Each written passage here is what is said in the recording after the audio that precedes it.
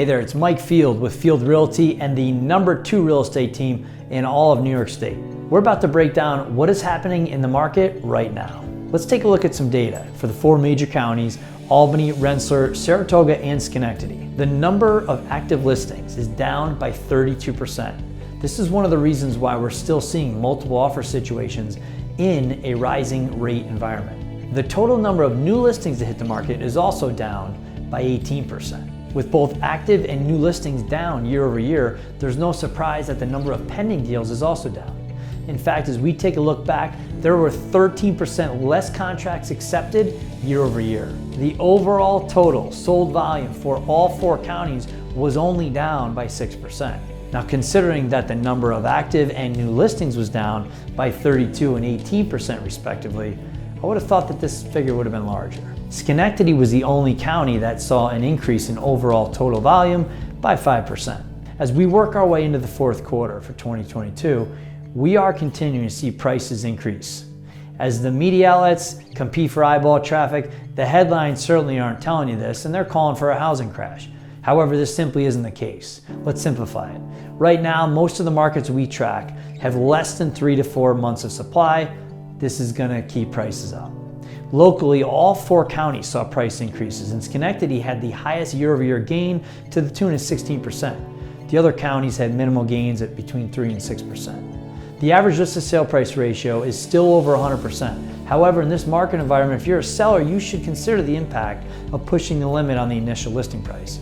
Back in the spring market, we were able to take a record price and then stretch it to an even higher amount. That simply isn't going to work in today's market. The buyers in this market, they're becoming more and more sensitive to these rising interest rates.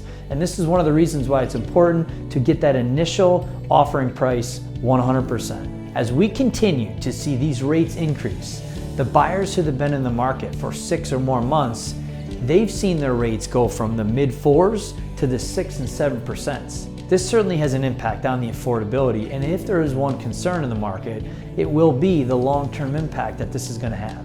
One thing to keep in mind is that we are still below the historical interest rate levels.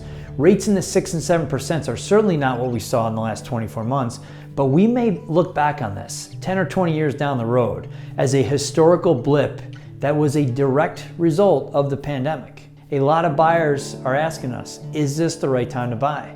And conversely, a lot of sellers are saying, should I wait for a different market to sell?